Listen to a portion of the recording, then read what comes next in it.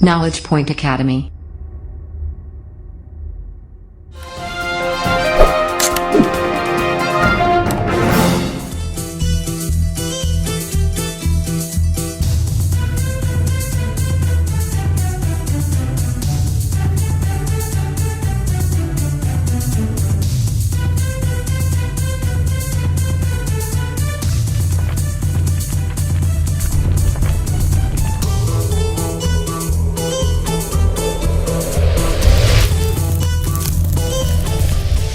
નમસ્કાર, હું Raviraj Dabhi knowledge point એકેડેમીની યુટ્યુબ ચેનલમાં આપ સૌનું હાર્દિક સ્વાગત કરું છું. આજે જે ટોપિક અથવા તો ચેપ્ટર ભણવાના છીએ એ ચેપ્ટર અથવા ટોપિક સાવ એટલે સાવ અઝપ્શન ઉપર લખાયેલું છે. અઝપ્શન એટલે ધારણા. ધારણા ઉપર એટલા માટે લખાયેલું છે કે આપણી પાસે જે પણ કોઈ વસ્તુ અવેલેબલ છે એ બસ કોઈ વસ્તુના રૂપમાં છે. સજીવ વસ્તુ એક પણ અવેલેબલ નથી. જેટલી પણ વસ્તુ અવેલેબલ છે એ બધી નિર્જીવ વસ્તુ છે. તો ચેપ્ટરનું નામ છે હડપ્પા. 1920 સુધી જે પણ કોઈ ઇતિહાસ લખાયો, પ્રાચીન ઇતિહાસ ખાસ કરીને, તેમાં કોઈ પ્રોબ્લેમ નહોતો. જોકે ઇતિહાસનો પહેલો લેક્ચર જોયો હશે, એની અંદર કીધું હતું કે ઇતિહાસને જ્યારે અંગ્રેજોએ ડિફાઇન કર્યું હતું ત્યારે એને 3 ભાગમાં વિભાજિત કર્યું હતું. અને આ 3 ભાગની અંદર પહેલો ભાગ હતો હિન્દુ, ત્યારબાદ હતો મુસ્લિમ એજ અને ત્યારબાદ હતો અંગ્રેજ એજ. જે રીતે આજે આપણે પ્રાચીન, મધ્યકાલીન અને આધુનિક કહીએ છીએ. તો પ્રાચીન ઇતિહાસની અંદર ખાસ કરીને હિન્દુ રાજાઓને ભણીએ છીએ, એટલા માટે આનું નામ આપી દીધું હતું હિન્દુ કાળ. જ્યારે મધ્યકાલીન ઇતિહાસની અંદર મુસ્લિમ શાસકો હતા, એટલા માટે આનું નામ આપી દીધું હતું મુસ્લિમ કાળ. અને આધુનિક ઇતિહાસની અંતર્ગત અંગ્રેજોનું શાસન હતું, એટલા માટે આનું નામ આપી દીધું અંગ્રેજ કાળ. જ્યાં સુધી હડપ્પાની શોધ નહોતી થઈ 1921 સુધી, ત્યાં સુધી તો કોઈ પ્રોબ્લેમ નહોતો. પણ જેવી 1921માં હડપ્પાની શોધ થઈ એટલે સવાલ એ આવ્યો હિન્દુ કાળની અંદર અથવા તો પ્રાચીન ઇતિહાસમાં કે આ ચેપ્ટરને રાખવું કયા સ્થાને. અર્થાત માની લ્યો કે આજે કોઈ બુક પબ્લિશ થાય છે, એ બુકની અંદર પહેલું નામ અથવા તો ઇતિહાસની બુક હોય ને પહેલું નામ અશોક રાખવામાં આવે અથવા તો પહેલા અશોક વિશે માહિતી આપવામાં આવે. ત્યારબાદ માની લ્યો કે અકબર વિશે માહિતી આપવામાં આવે. ત્યારબાદ અલાઉદ્દીન ખિલજી વિશે માહિતી આપવામાં આવે. આવી રીતના આખી ઇતિહાસની બુક લખશે તો જોશે આની અંદર કે આ બુકને વાંચવાવાળો વ્યક્તિ રાઈટ ને મહાન હશે. કેમ? તો કે અશોક પ્રાચીન છે, આ બંને એક મુગલ છે અને એક સલ્તનત છે. આ 3માંથી એકેય રાજાનું લિંક એકબીજા સાથે નથી થતું. તો સવાલ એ જ હતો જ્યારે હડપ્પાની શોધ થઈ ત્યારે કે એને પ્રાચીન ઇતિહાસમાં કયા સ્થાને મૂકવું, કેમ? અને આ સવાલ આજે પણ છે. કદાચ ઇતિહાસની અંદર જૂના લેક્ચર જોયા હશે તો ખ્યાલ હશે કે તામ્રપાષાણ કાળ પછી જો કોઈ સમય આવે છે તો આપણે રાખીએ છીએ હડપ્પા કાળ. ત્યારબાદનો જે કાળ ભણીએ છીએ એને કહીએ છીએ વૈદિક કાળ. અને ત્યારબાદ ભણીએ છીએ ઉત્તર વૈદિક કાળ. ઉત્તર વૈદિક કાળની અંદર અથવા તો ઉત્તર વૈદિક કાળ જેવો ભણવાનો સ્ટાર્ટ કરીએ છીએ એટલે એને 2 ભાગમાં વિભાજિત કરીએ છીએ. એક છે રાજનૈતિક બાબતો અને એક છે આની અંદર ઉત્તર વૈદિક કાળ બાદ જ્યારે 16 મહાજનપદ વાળો ભાગ આવે છે ત્યારે એને કહેવાય છે ધાર્મિક આંદોલન. જો કે આ ભાગ ઉત્તર વૈદિક કાળ પછીનો હોય છે, પણ છતાં આપણે એને ઉત્તર વૈદિક કાળની સાથે લિંક કરી દઈએ છીએ. અહીંયા રાજનૈતિક કાર્યોની અંદર પહેલું કામ થાય છે 16 મહાજનપદ. જેવું 16 મહાજનપદ ભણવાની શરૂઆત કરીએ છીએ એટલે આનું ટાઇટલ જ આપણે ડાયરેક્ટ આપી દઈએ છીએ કે બીજી નગરીય સભ્યતા. આનો અર્થ એવો થાય છે કે અહીંયા લખેલું છે બીજી નગરીય સભ્યતા, તો પ્રથમ નગરીય સભ્યતા હશે તો આપણી પાસે છે પ્રથમ નગરીય સભ્યતા. હડપ્પાને આપણે એ જ કહીએ છીએ. હવે થોડીક વાર ઇમેજ કરીને જુઓ કે એવું ક્યારેય બને કે શરૂઆતમાં કોઈ ગ્રામીણ હોય અથવા તો કોઈ ગામડું હોય, તો ગામડું પરિવર્તિત થશે, મોટું થશે, તો એ કેવું થશે? તાલુકામાં. અને તાલુકો જ્યારે મોટો થશે ત્યારે એ બની જશે નગર. નગરમાંથી પરિવર્તન થઈને થઈ જશે મહાનગર. અને ત્યારબાદ જે આજની અવધારણા છે જેને આપણે કહીએ છીએ સ્માર્ટ સિટી, આ પ્રોગ્રેસ, વિકાસનો પ્રોસેસ છે. તો અહીંયા ઇતિહાસમાં જુઓ થોડીક વાર માટે કે હડપ્પાને આપણે કહીએ છીએ નગરીય સભ્યતા, પરંતુ જેવા આપણે વૈદિક કાળમાં પહોંચીએ છીએ તો અહીંયા ડાયરેક્ટ ગ્રામીણ સભ્યતા આવી જાય છે.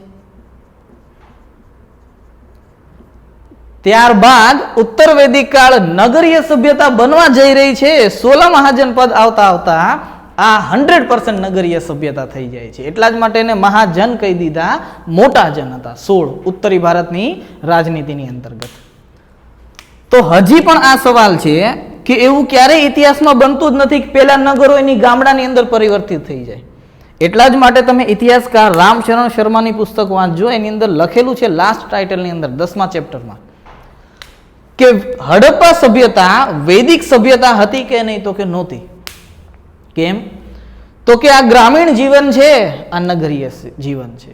તો આજે પણ આ કોમ્પ્લીટ મને જે છે કહીએ ને કે ભાઈ સવાલ ઊભો છે કે હડપ્પાને ઇતિહાસમાં કયા સ્થાને રાખવું. પણ જાજા મને વધારે લોકો ઇતિહાસ હડપ્પા સભ્યતાને વૈદિક કાળ પહેલાનું માને છે, તેના કાળના કારણે. એટલા માટે આજે આપણે એને પહેલા ભણીએ છીએ. બાકી શરૂઆત તો વૈદિક કાળથી જે છે કરવામાં આવે છે. પહેલી વસ્તુ. બીજી વસ્તુ, જેવું તમને અત્યારે કીધું કે હડપ્પાને તેના કાળ પ્રમાણે ગોઠવવામાં આવે છે, સમય પ્રમાણે ગોઠવવામાં આવે છે, તો આનો તો સમય નક્કી નથી. કોઈક કહેશે આની અંદર કે 2500 થી લઈને 1500 ઈસવીસન પૂર્વ, કોઈક કહેશે કે નહીં 4000 ઈસવીસન પૂર્વથી લઈને 2700 ઈસવીસન પૂર્વ સુધીનો. મને આની અંદર ફિક્સ નથી કેટલો ટાઈમ. આ બીજો મોટો પ્રોબ્લેમ છે, આ મને ચેપ્ટરને ભણતા પહેલા. હવે થોડાક આગળ વધી આની અંતર્ગત જોઈએ કે આ સ્થળની શોધ કઈ રીતે થાય છે. હવે જોઈએ હડપ્પા સભ્યતા કે સંસ્કૃતિના વિકાસની યાત્રા. પહેલીવાર કોઈ વ્યક્તિ એક ટેકરાને જોવે છે.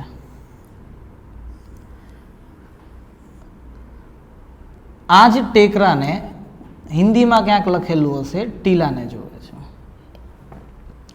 એ વ્યક્તિનું નામ હતું ચાર્લ્સ મેસન.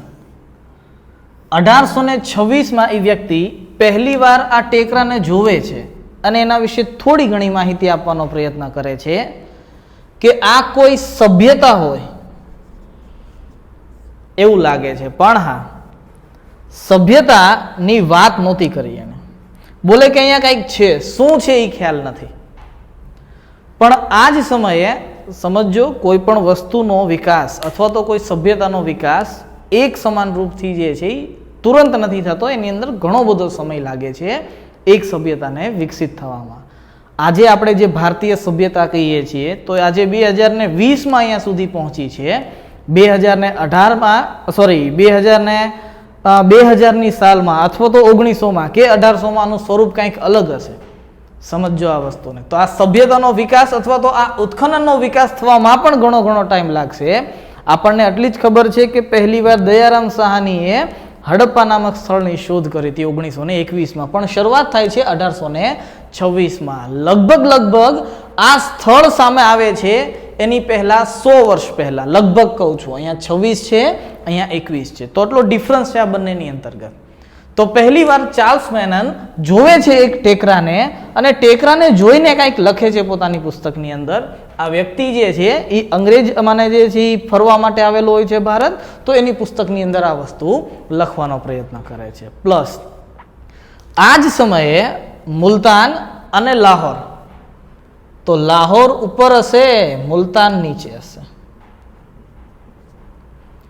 મુલતાનની બાજુમાંથી જે નદી પસાર થાય છે એ હોય છે રાવી નદી, ચિનાબ નદી. જ્યારે અહીંયાથી જે નદી પસાર થતી હોય છે એ હોય છે રાવી. તો એક થયું મુલતાન અને એક થયું લાહોર. તો કદાચ પૂછે કે લાહોર કઈ નદીના કિનારે છે, તો એ પણ રાવી નદીના કિનારે છે. ઘટના એવી ઘટે છે કે અહીંયા બે ભાઈઓ હોય છે એન્જિનિયર, બ્રન્ટન બંધુ જેને કહીએ છીએ. 1856માં મુલતાનથી લાહોર સુધી માટેની એક ટ્રેન જે છે બનાવી હોય છે, અથવા તો ટ્રેનના પાટા નાખતા હોય છે, જે આને આપણે સ્લીપર કહીએ છીએ, આ વચ્ચેના ભાગને. ઘટના એવી ઘટે છે કે આની અંદર જ્હોન બ્રન્ટન અને વિલિયમ બ્રન્ટન, એમાંથી જ્હોન બ્રન્ટન જે છે એ આ ટેકરાને જોવે છે, કારણ કે આ સ્લીપર ખાલી થઈ ગયા હોય છે. અને લાહોર અને મુલતાનની એક્ઝેક્ટ વચ્ચે આ ભાગના અહીંયા જ હોય છે હડપ્પા. આજે જે રાવી નદી વહે છે એ હડપ્પાથી લગભગ 9 કિલોમીટર દૂર છે. આનો અર્થ એવો થશે કે એ સમયે મને રાવી નદીની એક્ઝેક્ટ બાજુમાં હશે હડપ્પા. આજે દૂર છે ને.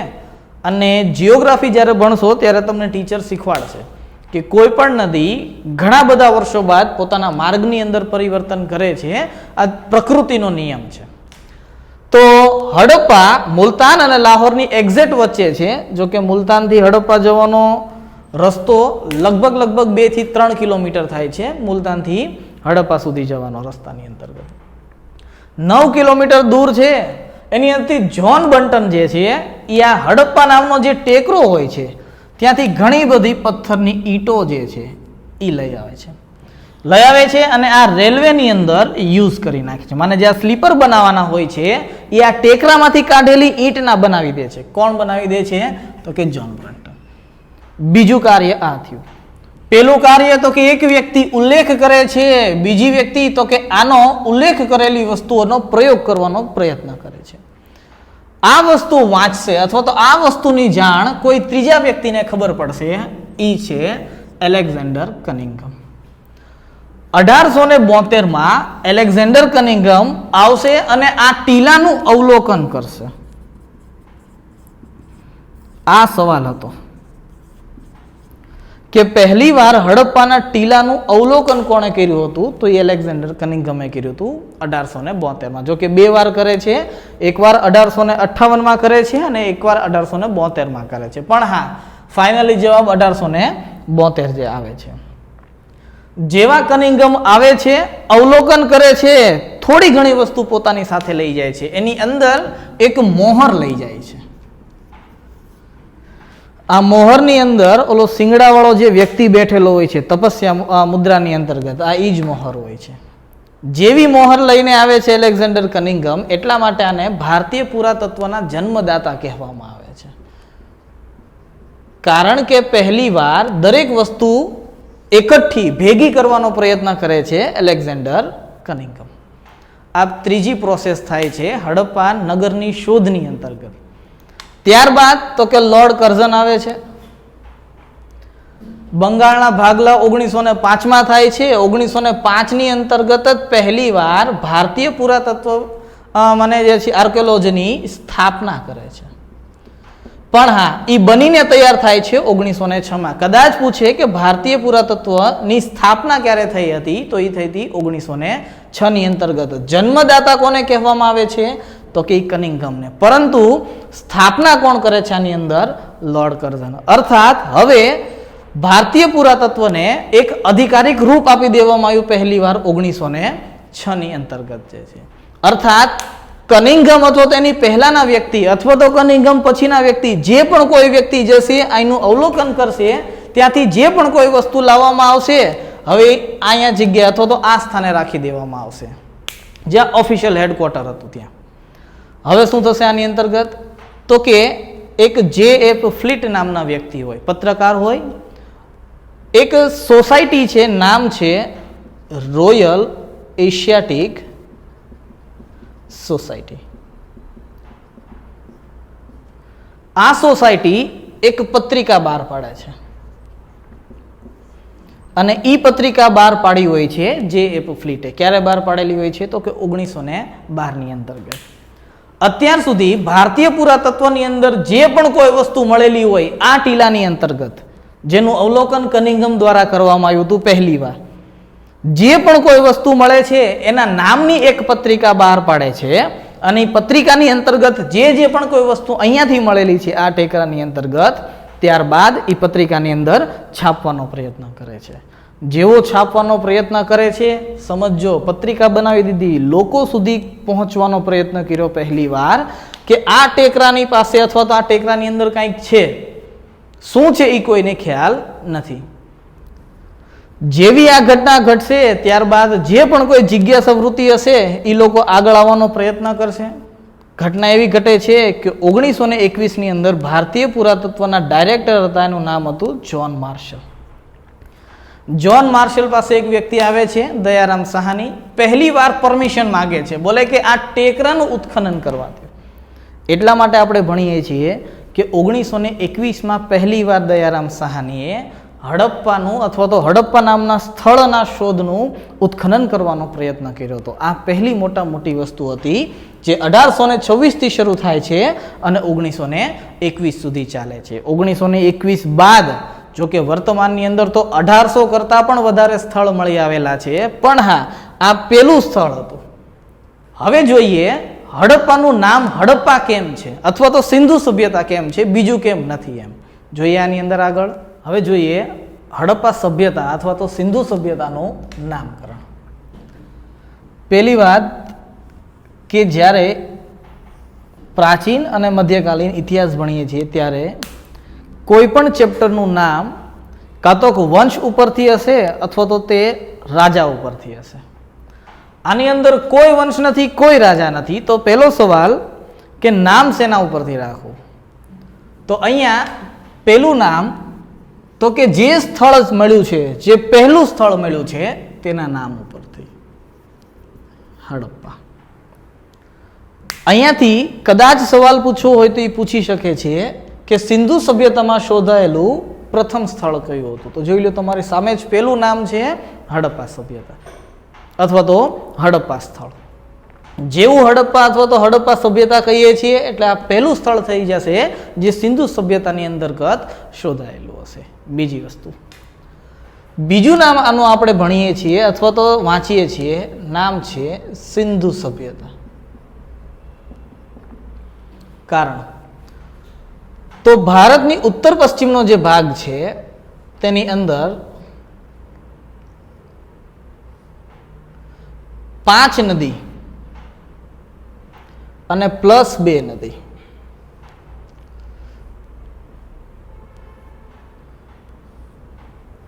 આ સપ્ત સિંધુ પ્રદેશ છે જ્યાં 7 નદી છે, જેની અંદર એક છે સિંધુ, ત્યારબાદ ઝેલમ, રાવી, ચિનાબ, આવી રીતના કરીને ટોટલ 7 નદીઓ ભેગી થાય છે. સૌથી પ્રમુખ નદી છે સિંધુ અને હડપ્પાની અંદર સૌથી વધારે સ્થળ જો કોઈ મળ્યા હોય તો એ સિંધુ પ્રદેશની આસપાસ મળ્યા અથવા તો સિંધુ નદીની આસપાસ મળ્યા છે. એટલા માટે આપણે એનું નામ આપી દીધું સિંધુ સભ્યતા. આ એનું બીજું નામ થશે. ત્યારબાદ ત્રીજું, અને થોડીક વાર પહેલા સમજાયું કે જેટલા પણ સ્થળ મળેલા છે એ નગર મળેલા છે, ગામડું એક પણ નથી મળેલું. એટલા માટે આને કહીએ છીએ પ્રથમ નગરીય સભ્યતા. આ ત્રીજું નામ થયું. ત્યારબાદ આ સભ્યતાની અંદર સૌથી વધારે જો કોઈ ધાતુનો ઉપયોગ થયો હોય તો એ કાંસા ધાતુ હતી. એટલા માટે આનું ચોથું નામ આપવામાં આવશે કાંસ્ય યુગીન સભ્યતા. ત્યારબાદ આ સભ્યતાની અંદર પુરુષની તુલનામાં મહિલાઓનું વર્ચસ્વ વધારે જોવા મળે છે. એટલા માટે કદાચ પૂછી શકે છે કે માતૃસત્તાત્મક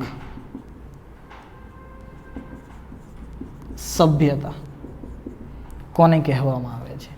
તો આ ઇતિહાસની પ્રથમ માતૃસત્તાત્મક સભ્યતા છે, મને હડપ્પા સભ્યતા. પણ હા, કદાચ અહીંયાથી સવાલ ફેરવો હોય તો ફેરવી શકે છે. માતૃસત્તાત્મક સભ્યતા કોને કહેવામાં આવે છે? તો હડપ્પાને કહેવામાં આવે છે. પણ પૂછે માતૃસત્તાત્મક વંશ કોને કહેવામાં આવે છે? તો એ આગળ જ્યારે ઇતિહાસ ભણશું ત્યારે જોશું કોને કહેવામાં આવે છે. ત્યારબાદ જેટલા પણ સ્થળ મળેલા છે સિંધુ સભ્યતાની અંતર્ગત એ દરેક કોઈના કોઈ નદીના કિનારે મળેલા છે. કોઈના કોઈ નદી હશે, બાજુમાંથી જે નદી વહેતી હશે એની બાજુમાંથી જ હશે. એટલા માટે એક નામ છે સિંધુ ઘાટીની સભ્યતા. આ એનું છઠ્ઠું નામ જે છે થશે. અને ત્યારબાદ સભ્યતાની આપણે જ્યારે વાત કરીએ છીએ ત્યારે આ એક સભ્યતા નહોતી, આની સમકાલીન ઘણી બધી સભ્યતા હતી, જેમ કે મેસોપોટામિયાની સભ્યતા, પીલી નદીની સભ્યતા, ચાઇનાની અંતર્ગત હતી મિશ્રની સભ્યતા. આ ઘણી બધી આવી સભ્યતાઓ હતી. પણ હા, આ 6 નામની અંતર્ગત સૌથી સારામાં સારું જો કોઈ નામ હશે તો એ હશે કાં તો હડપ્પા સભ્યતા અથવા તો સિંધુ સભ્યતા પ્લસ સિંધુ ઘાટીની સભ્યતા. આ ગુજરાતીની અંદર અથવા તો ગુજરાતમાં સૌથી વધારે મને કહીને પ્રખ્યાત નામ છે તો એ સિંધુ ઘાટીની સભ્યતા છે. આ છે સિંધુ સભ્યતાનું નામકરણ. હવે જોઈએ આની અંતર્ગત સિંધુ સભ્યતાનો વિસ્તાર કેટલો છે, ઉત્તર, દક્ષિણ, પૂર્વ અને પશ્ચિમની અંતર્ગત. જોઈએ આની અંદર આગળ સિંધુ સભ્યતાનો વિસ્તાર જોતા પહેલા સિંધુ સભ્યતાના ચરણ જોવાના છે. આ ખાસ ઇમ્પોર્ટન્ટ છે, રીઝન છે. આજે કોઈ પણ સભ્યતા હોય, કોઈ પણ, પછી ગુજરાતની સભ્યતા હોય અથવા તો ગુજરાતની સંસ્કૃતિ હોય તોય ભલે અને ભારતીય સંસ્કૃતિ હશે તોય ભલે, દરેક સભ્યતા અને સંસ્કૃતિ હંમેશા ક્રમબદ્ધ વિકાસ કરે છે અને એ ક્રમબદ્ધ રૂપે આગળ વધે છે અને ક્રમબદ્ધ રૂપે એનો નાશ પણ થાય છે. જોઈએ આની અંતર્ગત થોડીક વાર પહેલા એક્ઝામ્પલ સમજીએ, ત્યારબાદ સમજવું સિંધુ સભ્યતાની અંદર કઈ વસ્તુ જોવા મળે છે. આજે આપણે જ વાત કરીએ ગુજરાતની સંસ્કૃતિની તો આપણે રાજસ્થાનના ગુર્જરવાળો જે પ્રદેશ હતો ત્યાંથી ટ્રાન્સફર થઈને ગુજરાત આવેલા હતા અથવા તો આ પ્રદેશના આવેલા હતા. અને આ પ્રદેશમાં જે આવવાવાળી જાતિ હતી એ ગુર્જર જાતિ હતી, જેના નામ પરથી આ પ્રદેશનું નામ ગુજરાતી અથવા તો ગુજરાત કરી દેવામાં આવ્યું. પહેલી વસ્તુ. બીજી વસ્તુ, જ્યારે ગુજરાતની અંતર્ગત આ ગુર્જર પ્રજાતિ આવી ત્યારે પોતાની સાથે એક નવી વસ્તુ લઈને આવી, જે આપણું કલ્ચર છે એને કહેવામાં આવે છે ગરબા. આપણું કલ્ચર છે જેની અંતર્ગત એક નાનું એવું ગામડું હતું. આ ગામડાની બહાર એક નાનો એવો ચોરો હતો જ્યાં ઘણા બધા લોકો વિરાજમાન હતા. આ જ ચોરાની વચ્ચે નવરાત્રિના સમયે, જે આપણે કહીએ છીએ અત્યારની ભાષામાં, રાઈટ ને, કે જ્યારે પણ નવરાત્રિ આવતી ત્યારે એક માતાજીની મૂર્તિ વચ્ચે રાખી દેવામાં આવતી હતી અને ફરતા ફરતા મહિલાઓ રાસ રમતા હતા. જ્યારે આપણી સંસ્કૃતિની શરૂઆત થઈ, હું ત્યારની વાત કરું છું, પુરુષોને મહિલાઓની સાથે રાસ રમવાનો અધિકાર નહોતો. રાઈટ ને, પુરુષોને એમ થાય કે અમારે રાસ રમવા છે, માતાજીની આરાધના કરવી છે, તો એને મહિલા સાથે નહીં, મહિલાથી અલગ રમવાનું હતું અને એ જે લેતા હતા એને કહેવામાં આવે છે રાસડા. તો મહિલા રાસ રમતી હતી અને પુરુષો જે રમતા હતા એ હતા રાસડા. અને આજે અમુક અમુક સ્થાને જોજો રમાતા હશે જેની અંદર પુરુષ જે છે એ પોતાની શૌર્યતા જે છે શૌર્યતાથી રમતા હોય છે. આની ઉપરથી કદાચ એક પિક્ચર આવી ગયેલું છે હમણાં, હેલારો નામ છે એનું, રાઈટ ને, તો એની અંદર દેખાડેલું છે કે પુરુષો કઈ રીતે રાસડા રમે છે. તો આ આપણું કલ્ચર થયું, સંસ્કૃતિ થયું. હવે ગરબાનો શાબ્દિક અર્થ એવો થતો હતો એ સમયે, અત્યારની તો ખબર નથી, કે ગનો અર્થ થાય છે ગાવું, રનો અર્થ થાય છે રમવું, અને કાઠિયાવાડીની અંદર ખાસ કરીને સૌરાષ્ટ્રમાં બાને કહેવાય, જે મમ્મી હોય છે, આપણા માતા હોય છે, અને આપણે કહીએ છીએ બા. આનો અર્થ એવો થાય છે કે માતાજીની સમક્ષ ગાયને રમવું, એટલા માટે ગરબા. તો એ આપણું કલ્ચર હતું કે આપણે ગરબા રમતા હતા.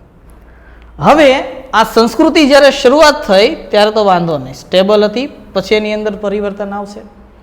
એટલા માટે હવે ગરબાની અંદર થોડોક જે છે એ ફેર જે છે એ ફરવા માંડ્યો.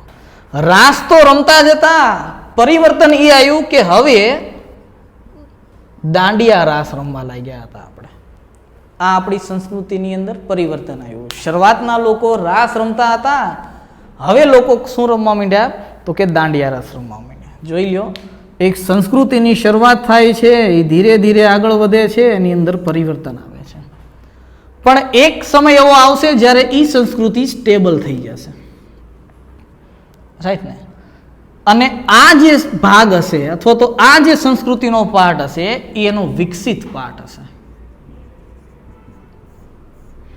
આ ગ્રામીણ હશે અને આ વિકસિત થઈ ગયું હશે. જેવું વિકસિત થયું હશે એટલે આ દાંડિયા રસ જે હતા એની અંદરથી ફરી મને પરિવર્તન થઈ ગયું ને ડાયરેક્ટ થઈ ગયું નવરાત્રી. હવે સમજો આની અંદર કે શરૂઆતમાં લોકો શું કરતા હતા અત્યારે શું કરે છે. શરૂઆતમાં આ ચોરાની વચ્ચે માતાજીનો ફોટો હતો અને મહિલાઓ ફરતા ફરતા રમતા હતા. આજે વચ્ચે માતાજી દેખાતા જ નથી. પહેલી વસ્તુ આ. હવે સંસ્કૃતિની અંદર આપણે આગળ વધ્યા છીએ કે પાછળ હટ થયું છે એ નથી ખબર, એ નક્કી આપણે બધાએ કરવાનું છે, રાઈટ ને. પણ હવે પછી આ વસ્તુ નથી દેખાતી. હવે તો કે જોઈ લ્યો, માતાજી બિચારા ખૂણામાં જતા રહ્યા અને જે વચ્ચે સ્થાન હતું એની જગ્યાએ લોકોને જે છે એ રમવાનું સ્થાન આપી દીધું કે રમો જેટલું રમવું હોય. શરૂઆતમાં માતાજીના ગરબા ગાવામાં આવતા હતા, અત્યારે પિક્ચરના સોંગ ગાવામાં આવે છે. સંસ્કૃતિની અંદર આટલું બધું પરિવર્તન થયું. આ વિકસિત સંસ્કૃતિ છે, રાઈટ ને. જે આપણે અત્યારે મને કહીએ ને કે અનુભવ કરીએ છીએ, રિયલાઇઝ કરીએ છીએ, એ જ વસ્તુ છે. પણ એક સમય એવો થશે જ્યારે આની અંદર રિસેશન આવવાનું શરૂ થશે કે સંસ્કૃતિ પોતાના મૂળ જે છે એ સ્વરૂપ હશે એની અંદર જે છે ખોવાનો પ્રયત્ન કરતો હશે. થોડીક વાર માટે ઇમેજ કરો.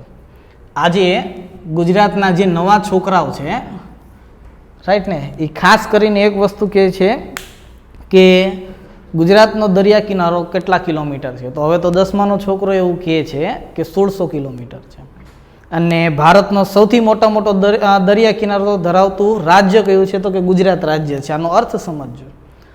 જો સૌથી મોટામાં મોટો દરિયા કિનારો ધરાવતું રાજ્ય ગુજરાત હોય જો, તો આનો અર્થ કે જ્યારે પણ અરબ સાગરની અંદર સૌથી મોટી તુફાની આવશે તો પેલા કોણ જે છે ડૂબવાનું છે તો ગુજરાતી તો ફરજિયાત છે, રાઈટ ને. ગોવાનો વારો કદાચ જે છે નહીં આવે, કેમ તો કે સૌથી નાનો છે. સમજો, જેટલું મોટું ક્ષેત્રફળ નુકસાન એવડી મોટી થશે, આ ફિક્સ છે, રાઈટ ને. તો માની લો થોડીક વાર માટે કે એક સમય એવો આવશે કે ગુજરાત પર જે છે એ સુનામી બુનામી આવશે અને ગુજરાત જે છે પોતાના મૂળ સ્થાનથી ગાયબ થઈ જશે. બનવા ખાતર ગમે એ વસ્તુ બની શકે છે, ખાલી ઇમેજ કરો થોડીક વાર માટે. તો સવાલ એ છે, આ નવરાત્રી રમવાનું બંધ થઈ જશે, રાઈટ ને. તો કે નવરાત્રી રમવાનું બંધ નહીં થઈ જાય. કદાચ આખું ભારત વયું જાય ને, કોઈ દી નહીં જાય, પણ થોડીક વાર માટે ઇમેજ કરો, કદાચ આખું ભારત વયું જાય સુનામીથી, પણ છતાં નવરાત્રી બંધ નહીં થાય. કેમ? તો કે અમેરિકાની અંદર આજે લોકો નવરાત્રી તો રમે જ છે. જોઈ લો, એક સંસ્કૃતિ ગુજરાતમાંથી દિલ્હી પહોંચે છે અથવા તો ભારતમાં પહોંચે છે અને ભારતમાંથી વિદેશમાં પહોંચે છે. સંસ્કૃતિ હંમેશા ટ્રાન્સફરેબલ હોય છે, હંમેશા. આજે આપણે જે સ્વસ્તિકનો પ્રયોગ કરીએ છીએ એ હડપ્પાની દેન છે. પહેલી વાર અથવા તો પહેલા લોકો હડપ્પિયન લોકો હતા જેણે સ્વસ્તિકનો પ્રયોગ કર્યો હતો. આપણે તો ત્યાંથી લીધેલું છે. એટલા જ માટે મોહેન્જો-દડો પિક્ચરની અંદર લાસ્ટમાં ઋતિક રોશન જીવી જાય છે અથવા તો હીરોને બચાવી લે છે, નહીતર હીરો ન બચે. સમજો, કદાચ એવું બન્યું હોય કે હડપ્પા સભ્યતાની અંતર્ગત ઘણા બધા પૂર જે છે આવેલું હોય અથવા તો હવામાનમાં પરિવર્તન થઈને ઘણા બધા લોકો જે છે નગરમાંથી ગ્રામીણમાં જે છે પરિવર્તન થયા હોય, કોઈને ખબર નથી. એટલે જ મેં કીધું શરૂઆતમાં કે આ આખું ચેપ્ટર જે છે એ અઝમ્પશન, ધારણાવાળું ચેપ્ટર છે. જો તમે માનીને ચાલશો કે આમ જ થયું હતું, એ કોઈને ખબર નથી. આટલી વસ્તુ સમજ્યા? તો દરેક જગ્યાએ અથવા તો દરેક સંસ્કૃતિ શરૂઆતમાં ગ્રામીણ હોય છે, ત્યારબાદ વિકસિત થાય છે અને ત્યારબાદ ગ્રામીણ જે છે થાય છે. આનો અર્થ એવો થશે, હડપ્પાની અંતર્ગત પણ એ જ વસ્તુ હશે. જે રીતે આ ડ્રો કરેલું છે આપણી ગુજરાતીય સંસ્કૃતિનું, એ જ રીતે હડપ્પાનો ડ્રો થાય. અર્થાત શરૂઆતમાં હડપ્પીય સંસ્કૃતિ ગ્રામીણ અવસ્થામાં હશે, ત્યારબાદ એ સંસ્કૃતિ વિકસિત અવસ્થાની અંતર્ગત થઈ જશે અને અંતમાં એ સંસ્કૃતિ ફરી વખત પોતાના મૂળ રૂપની અંતર્ગત આવી જશે, અર્થાત એ ગ્રામીણ અવસ્થાની અંતર્ગત બની જશે. જોઈ લો, અહીંયાથી એક વસ્તુ ક્લિયર થઈ. ગ્રામીણ, વિકસિત અને ગ્રામીણ. તો યાદ કરો, થોડીક વાર પહેલા કીધું હતું કે સિંધુ સભ્યતા બાદનું જે ચેપ્ટર હતું એ ઋગ્વેદિક સભ્યતાનું હતું અથવા તો ઋગ્વેદિક કાળનું હતું. સિંધુ સભ્યતા નગરીય છે, ઋગ્વેદિક સભ્યતા ગ્રામીણ છે, રાઈટ ને. આનો અર્થ એવો થશે કે વિકસિત હશે, જ્યારે ગ્રામીણની અંદર પસાર થયો છે, ત્યારે કદાચ એવું બની શકે કે સિંધુ સભ્યતાના લોકો જ ઋગ્વેદિક સભ્યતાના પણ લોકો હોય, એવું ફિક્સ નથી આની અંદર કોઈ વસ્તુ, રાઈટ ને.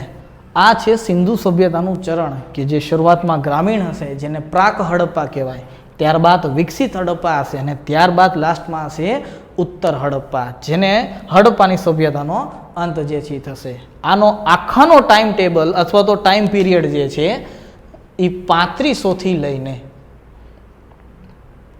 1600 ઈસવીસન પૂર્વે સુધીનો છે. 1600 એટલા માટે રાખ્યું છે કારણ કે 1500 ઈસવીસન પૂર્વથી લઈને 1000 ઈસવીસન પૂર્વ સુધીનો જે ભાગ છે એ ઋગ્વેદિક ભાગ છે અથવા તો ઋગ્વેદિક કાળ છે, એટલા માટે 1600 ઈસવીસન પૂર્વ સુધીનો છે. પણ હા, આ ચાલે છે તો 1700 ઈસવીસન પૂર્વ સુધી જ તે, એટલા જ માટે જ્યારે આપણે ભણશું વિકસિત હડપ્પા ત્યારે જોઈ લેજો એનો ટાઈમ પીરિયડ અલગ હશે. આ હડપ્પાના સભ્યતાનો ટાઈમ પીરિયડ છે કે જે 3500 થી લગભગ શરૂ થાય છે અને 1600 ઈસવીસન પૂર્વ સુધી ચાલે છે. પણ આપણે જે કોઈ આજે ગુજરાતના છોકરાઓ જોજો ખાસ કરીને એ મને જે છે અને કહીએ ને સ્થળમાં વધારે રસ હશે કે કયા સ્થળેથી કઈ વસ્તુ મળી, કયા સ્થળેથી શું મળ્યું. તો આપણે જે એ સ્થળ જોશું ત્યારે એ પરિપક્વ વિકસિત હડપ્પાના સ્થળ જોશું, નહીં કે આપણે ગ્રામીણ હડપ્પાના સ્થળ જોશું. હા, જ્યારે આપણે વિસ્તાર ભણશું અથવા તો એવું કોઈ આવશે ત્યારે જે છે કહેવામાં આવશે કે અહીંયા 3 અવસ્થા જોવા મળે છે, અર્થાત પ્રાક હડપ્પા, વિકસિત હડપ્પા અને ઉત્તર હડપ્પા. આ વસ્તુ સરખી રીતના યાદ રાખજો. આજે હડપ્પા સભ્યતાના ચરણ વિશે વાત કરી અથવા તો હડપ્પા સભ્યતાની શોધ કઈ રીતે થઈ એને ચરણબદ્ધ રીતે આપણે જોયું. આની પછીના લેક્ચરની અંતર્ગત આપણે હડપ્પા સભ્યતાનો વિસ્તાર ભણવાના છીએ. ત્યારબાદ તો કે હડપ્પા સભ્યતાનો સમયગાળો દરેક લોકો અલગ અલગ રીતે કહે છે અને લાસ્ટમાં C14 પદ્ધતિ દ્વારા જે પણ કોઈ હશે તેને જોવાનો પ્રયત્ન કરશું. અને ત્યારબાદ આપણે હડપ્પાના જે સ્થળો છે, જોકે 1500 કરતાં વધારે સ્થળો છે, પણ આપણે મુખ્ય 6 થી 7 જે મોટા નગરો છે તેને જોવાનો પ્રયત્ન કરશું અને ત્યારબાદ થોડાક આગળ જે છે વધશું. જો આ વિડીયો તમને પસંદ આવ્યો હોય તો તેને લાઈક કરો તથા વધુમાં વધુ શેર કરો. Thank you.